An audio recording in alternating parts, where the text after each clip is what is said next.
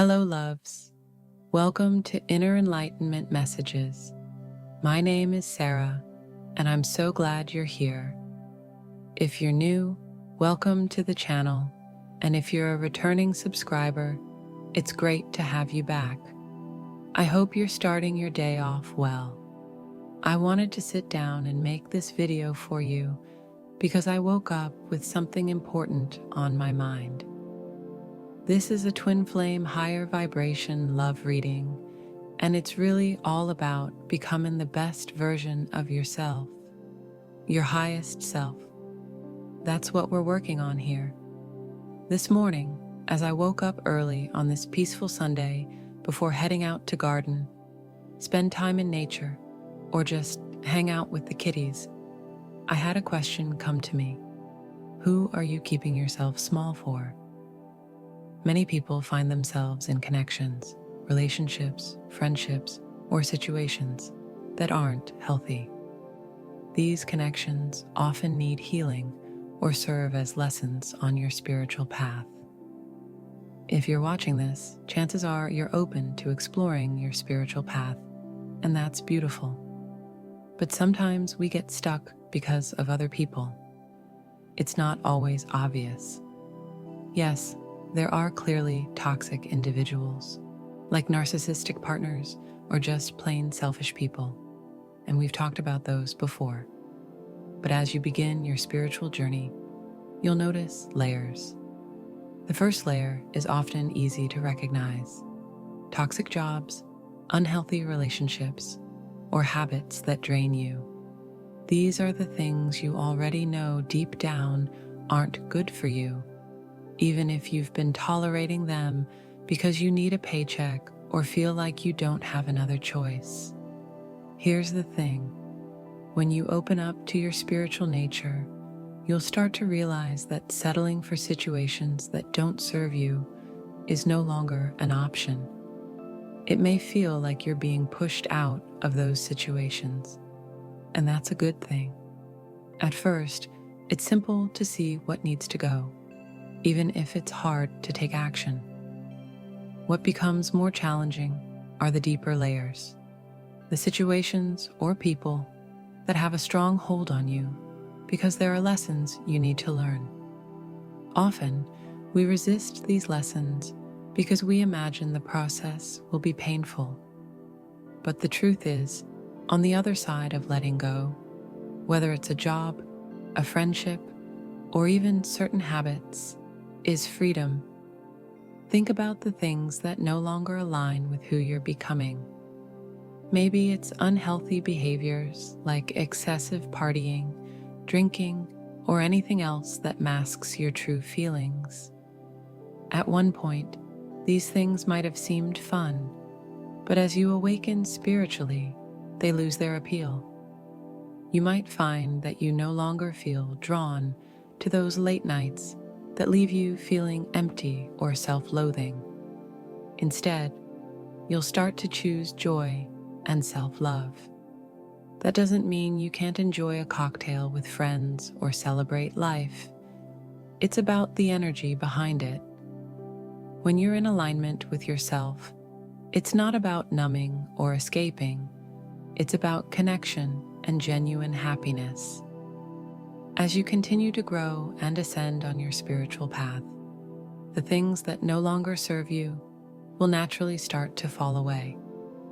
You'll let go of old patterns and behaviors because they just don't resonate anymore. It's a process, but it's a beautiful one, and it all starts with asking yourself, who am I keeping myself small for? So, take some time today to reflect.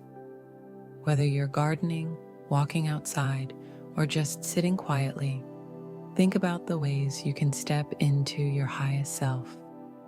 This is your journey, and it's all about embracing the fullness of who you are meant to be. You know, when you take a step back, it's so important not to cut yourself off from joy. Sometimes we think the spiritual life has to be all quiet and cloistered, but that's not it at all. You're meant to be out in the world, sharing your joy and your spirit. When you spend time with friends, listen to music, and just soak in those moments, that's part of it too. It's about living your joy and letting others see it, because that in itself can inspire people. You're not out there preaching or telling anyone what to do. You're simply showing them, this is how I've found joy in my life. And that's the essence of the spiritual path. For me, Jesus is a guide who's always been in my heart. I picture this 70s guitar playing version of Jesus, full of joy, radiating love, and encouraging us to love one another. That's what it's all about, spreading love and joy, letting it ripple outward. It's contagious. Now, I don't align myself with religious dogma or rigid structures. That's not my path, but I respect everyone's choices. You have to do what feels true for you. Personally, I take what resonates from different teachers, just like you might do while watching videos like this. If something speaks to you, great. If it doesn't, leave it behind. That's how we each walk our unique paths. This morning, a question came to me loud and clear. Who are you staying small for? It hit me because I've been reflecting on my life and realizing how much grief I've carried since losing my dad at 14. I never really processed that loss, and it shaped some of my relationships over the years. I see now how certain connections kept me anchored in that grief, constantly reminding me of that relationship. But I don't need to stay there anymore. I've come to understand that while my father was an amazing person, some of the messages I internalized as a kid weren't healthy for me. You never know what a child absorbs, right? So now, I'm untangling that, looking at what beliefs served me and what I can let go of. It's not about judging or rejecting the past. It's about recognizing that what worked for someone else in another time doesn't necessarily work for me now. We're evolving.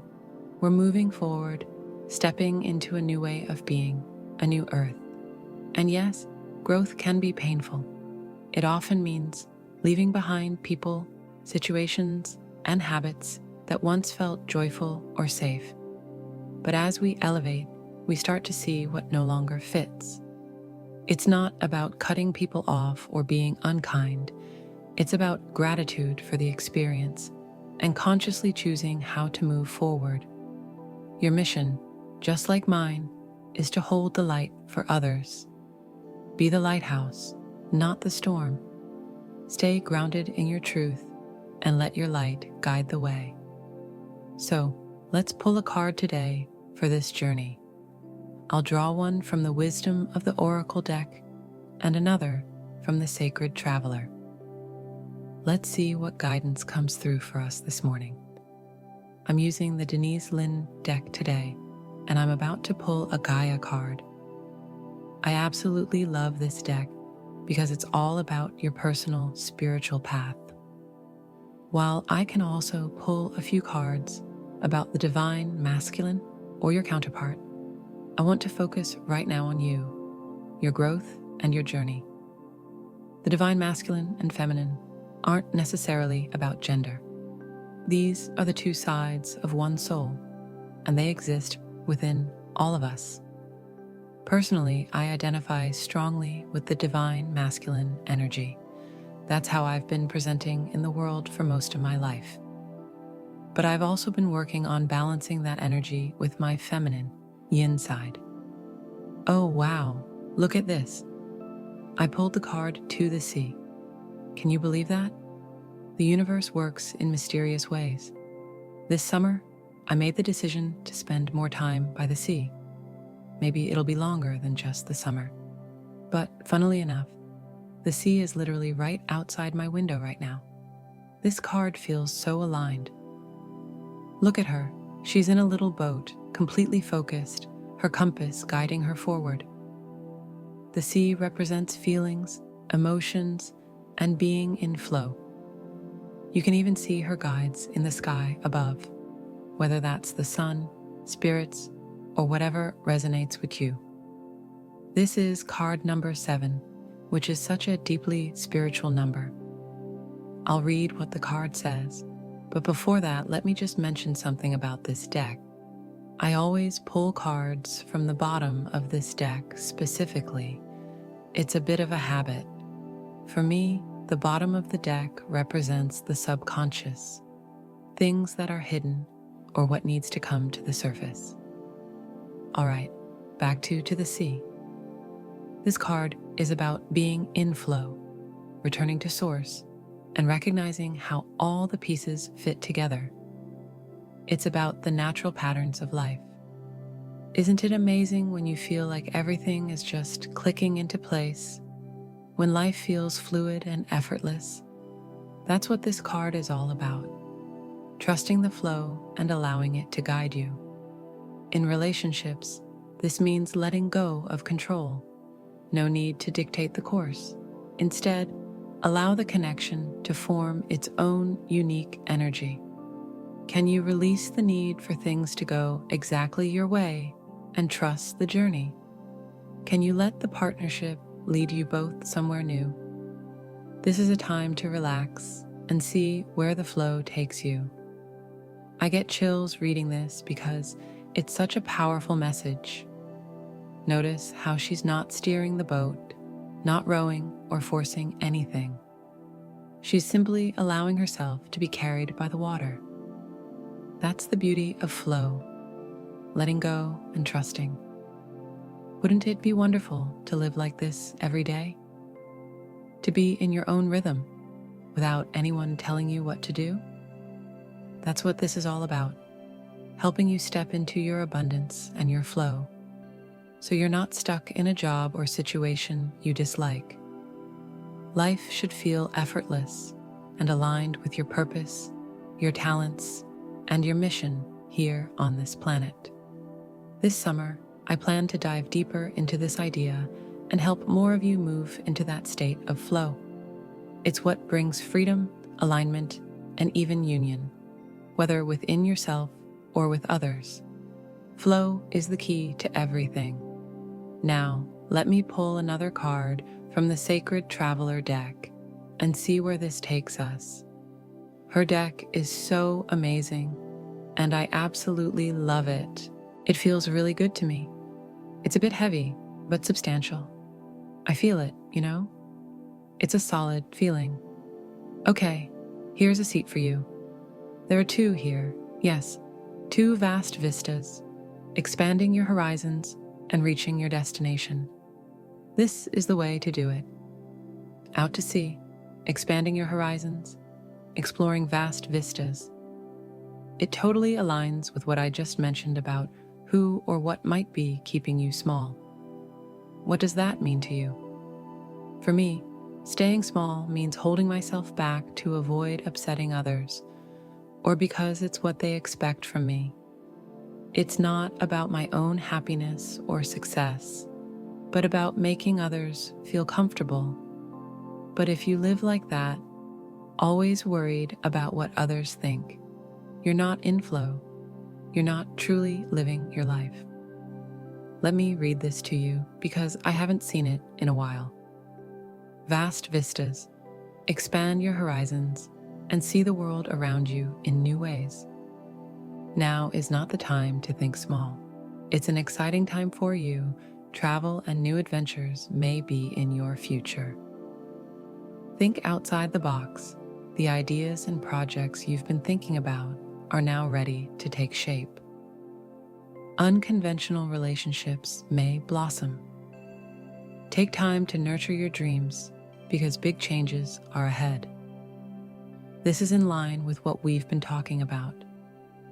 Some of you who do yoga might be familiar with the concept of a set point, your balance point, where you focus to maintain stability. If you lose your balance, like from an ear infection, you can't stay steady. It's the same when moving forward in life. You need to keep your balance, focus on your mission, and aim for your North Star. You have your own lighthouse, your own guides, whether people or something else, that light your way, and you, in turn, will become a lighthouse for others, reaching your destination. This is one I really love because all your hard work is about to pay off. Glory, triumph, and success are yours. If you've given away your power, it's time to reclaim it. Stand in your own light. Your destination isn't necessarily a physical place, but rather a new way of seeing the world. Your dreams are manifesting. If you have any unfinished projects or unresolved relationships, now is the time to wrap them up. Completing these things is an important part of your journey. Take time to celebrate and acknowledge your successes in life. I apologize if I'm pounding on the table and making the camera shake. Just let me know if I'm causing too much movement. But look at this bubble. There's a butterfly inside. It symbolizes a soulful revolution. See how it represents your vision of the new earth we're moving toward with spiritual awakening. It's not a physical place. It's a mindset, a way of moving through life with a higher vibration. When you're in that higher vibration, you attract people and experiences that match it. The low vibration jobs or situations you dislike will fade away.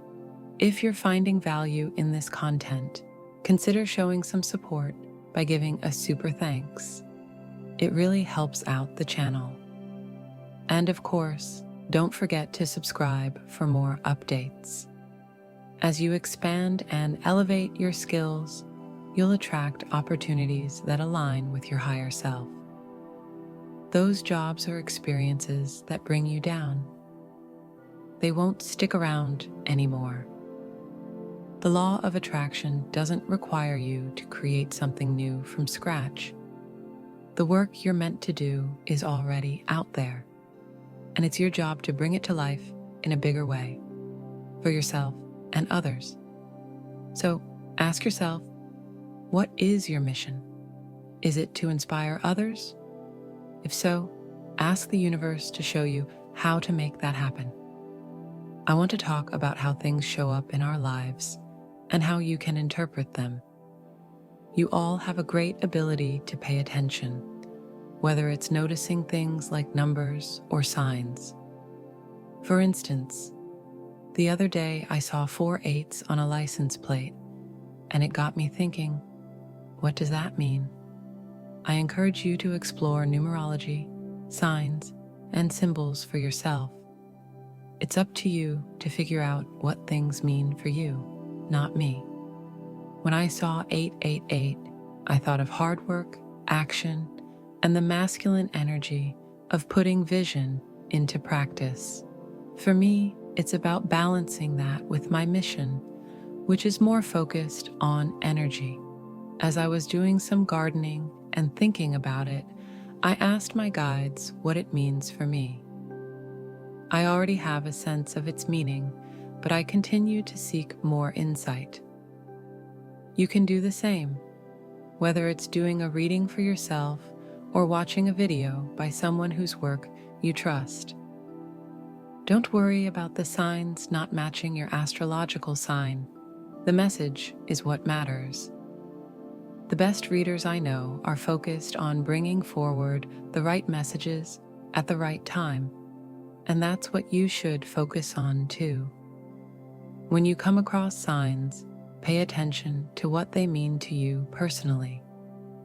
You're on a mission, whether you're aware of it or not. If you're staying small, ask yourself why. Why are you holding yourself back? Let's pull a card for guidance. The card is Sacred Earth Mother, and it's all about love. It reminds us that who we truly are isn't defined by our personality or achievements. We are more than that. We are eternal souls with limitless potential. Our potential is our destiny, and it's waiting for us to step into it. Trust your heart and let it guide you in everything you do. When you follow your truth, you create things of lasting value. Now, let me pull a couple more cards for the collective, focusing on the mission and the twin flame journey. Oh, the moon card came up.